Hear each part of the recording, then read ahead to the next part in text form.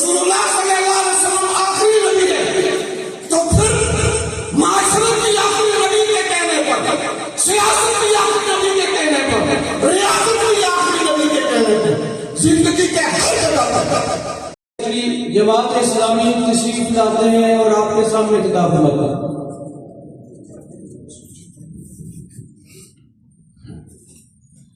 اعوذ باللہ من الشیطان الرجیم، بسم اللہ الرحمن الرحیم۔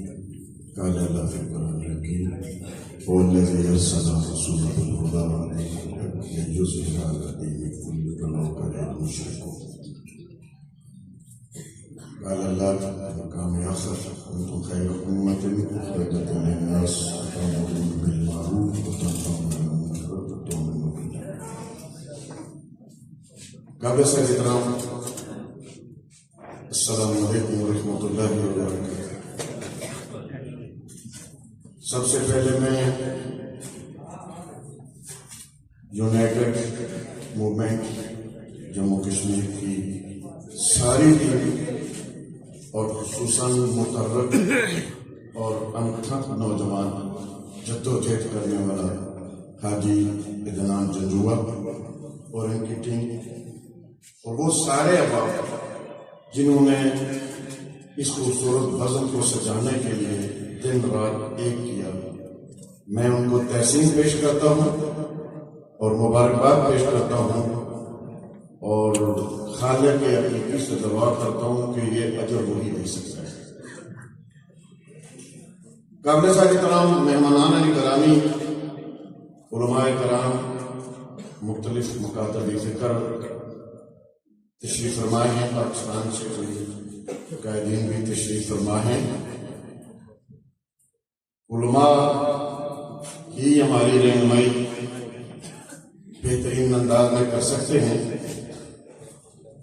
مجلس میں موجود دور و نزدیک سے میں دیکھ رہا ہوں کہ میرے اپنے کوریٹا گاؤں سے لوگ یہاں تشریف فرمائے ہیں، اسی طرح مکیال سے، سینسا سے، کنجیڑا سے، جڑوی کارا ڈگ سے اور سیری چتر سے اس سردی کے اس موسم میں اپنی حاضری کو یقینی بنانے والے ان جرت مند اور اقبال کے شہریوں کو تحسین پیش کرتے ہیں۔ قابل احترام سامعین محترم، مجھ سے پہلے احباب نے بہت خوبصورت پیرائے میں اپنی بات رکھی ہے اور آج کی یہ تقریب بنیادی طور پر فکری اور تربیتی اور شعور کو بیدار کرنے کی نشست ہے۔ سامعین مکرم، یہ خطہ جس میں بھی اور آپ بیٹھے ہیں، اس میں جب علامہ اقبال رحمۃ اللہ نے 1930 میں خطبہ الہ آباد میں پاکستان کا ایک نظریہ، ایک فکر متعارف کرانے کی کوشش کی تو عالمی استعمار نے اس نفسیاتی ریاست کو سبوتاژ کرنے کے لیے منصوبہ بنایا۔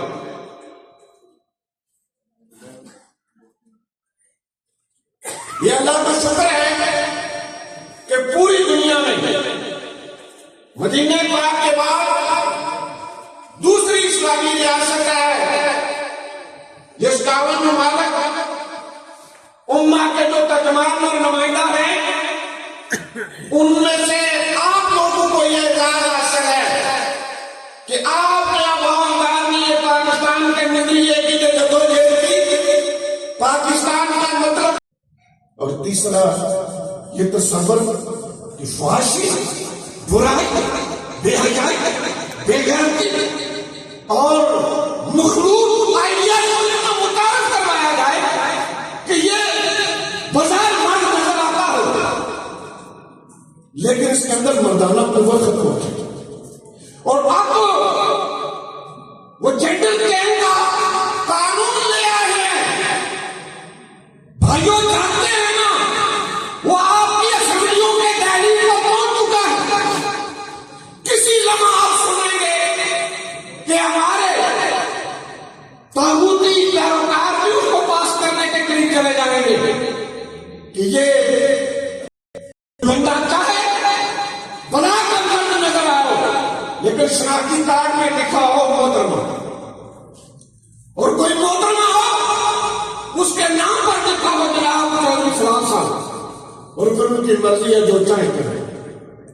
मैं समझता हूं हमें इस कादियानियत के तड़ियात के लिए एक कॉन्फ्रेंसिस का ये तरीका है, दूसरा लिटरेचर को आम करना, उन लोगों के पीछे पड़ना, इखलाकी तौर पर, मनदारी के तौर पर अल्लाही रवैयात को ख्याल रखते हुए, चूंकि हमारा हदफ है कि वो कुफ्र से निकले, वो दलदल से निकले। आपके सामने तो उसका रसूल किस तरह के दलदल को किस तरह निकालते थे, हमें उन लोगों तक पहुंचो। और मैं ये समझता हूं इस फितने के लिए तीन निकात, तीन आइडिया के ऊपर काम करना चाहिए। नंबर एक, हमें बंदगी रब और मौसम इंसानियत की पहली का कंसेप्ट मुताबिक करवाना चाहिए। हमें अपने रब को पहचानना, रब को पहचानना, रब को मानना, और जिंदगी के सारे पहलू में रब की बंदगी को लाना। अभी हमारी बंदगी मेहराब में है, पूरी मस्जिद में नहीं। और अगर किसी पूरी मस्जिद में बंदगी है तो मैं उलमा से गुजारिश करूंगा, अल्लाह के रसूल ने तो कायनात को मस्जिद करार दिया, मैं और आप सब गज की मस्जिद पर चुप हो गए। ये कायनात मस्जिद है और हमारे ईमान का तकाजा है। इस कायनात के किसी कोने पर ताबूत की अमदारी हो, हर जगह पर एक अल्लाह का और रसूलुल्लाह सल्लल्लाहु अलैहि वसल्लम की इत्तिबा हो। नमाज में, मस्जिद में, शहर में, थाने में, कचहरी में, मंडी में, मल्लेदारी में और दफातर में, जंगल में, फौज में, पार्लियामेंट में, सैनिक में, इस वक्त हमारी ताबेदारी सिर्फ मेहराब और मेंबर बन, आगे किसी की कोई पैरवी करने का हम सुन। जब हम सुनते हैं कि रसूलुल्लाह सल्लल्लाहु अलैहि वसल्लम आखिरी नबी है, तो फिर माशरे की आखिरी नबी के कहने पर, सियासत की आखिरी नबी के कहने पर, रियासत की आखिरी नबी के कहने पर, जिंदगी के हर जगह पर दूसरा कंसेप्ट, हमें दो रंगी छोड़कर यकरंगी इख्तियार करनी चाहिए। हमें बेशुमार बंदियों को क्या कहा था इकबाल ने, मुल्ला को आजाद है, सजदे की इजाजत है, समझदा हमें आजाद नहीं। हमें रब की बंदगी में कहीं दूसरों की बंदगी में शरीक नहीं करना चाहिए। हमारा जब ऐलान है कि हम उम्मत है, मुसलमान है, तो फिर सारा निजाम मुसलमान नजर आना चाहिए, लेकिन ऐसा नहीं है। हमारे इदारे मुसलमान नहीं हुए, हमारे शहर मुसलमान नहीं हुए, हमारे निगम मुसलमान नहीं हुए, हमारे हुकूमत मुसलमान नहीं हुआ, हमारे दफातर अभी तक आए, हमारी पार्लियामेंट नहीं, पार्लियामेंट के शहर में माथे के ऊपर कलमा लिखा है। किसी सदीफर से पूछे कितनी बोतलें हर रोज सुबह वो साफ करके मंडियों में ले जाते हैं। हमें इत्तिबा रसूल के साथ और यकरंगी इख्तियार करना होगी हर जगह पर एक रंग। और आखिरी बात,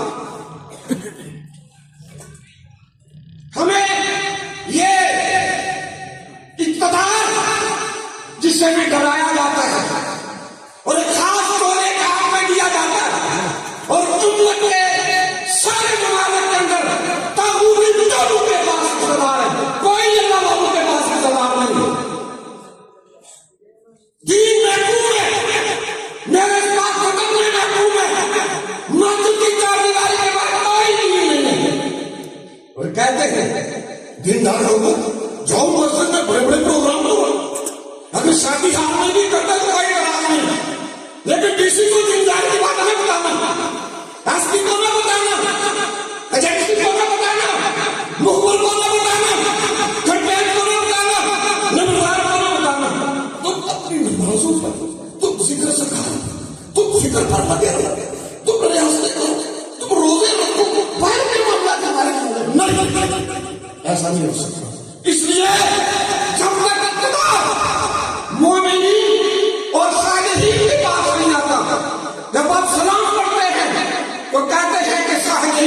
السلام جب آپ مقصد کی دعا کرتے ہیں تو پھر قوم علیہ السلام سارے مومنوں کے لیے کرتے ہیں. مومن کو بخشش کو بھی رکھی ہوئی سارے اسلام کو بھی رکھا ہوا. آج جب تک اقتدار پر مومنین اور صالحین نہیں آئیں گے. جب خلیفہ اول کی حکومت تھی 1200 صحابہ شاہدوں میں ہے کوئی آج ستاون ممالک کا بادشاہ جو یہ اعلان کرے کہ میں خلیفہ اول کا پیروکار ہوں, میں ختم نبوت پر 1200 کی قربانی دوں گا؟ نہیں دے سکتا, نہیں دے سکتا. اسلام آباد میں خود کا انتظار کرنے کی اجازت نہیں ہے کہ لالا طاغوت لا کر ناراض ہو جاتا ہے.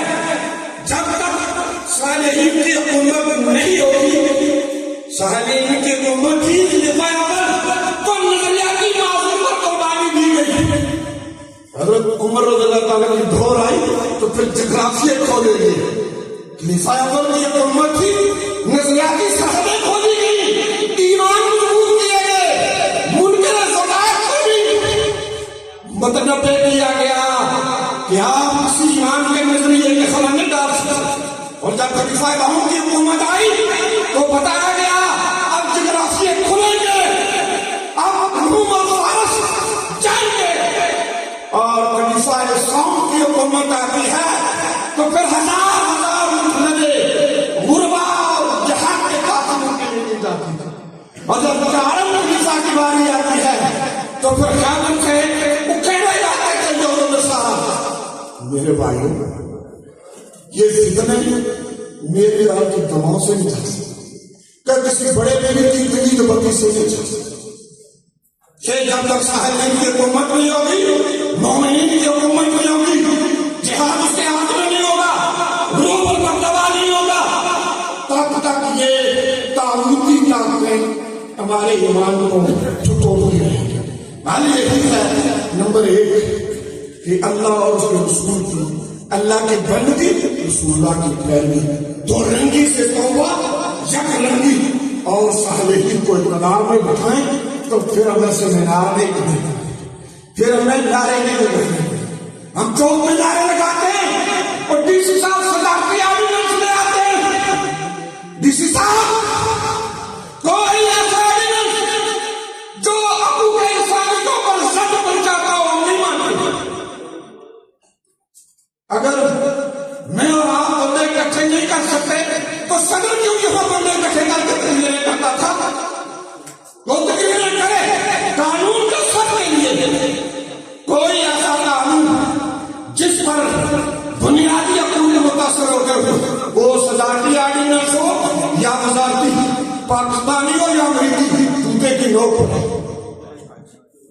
شکریہ.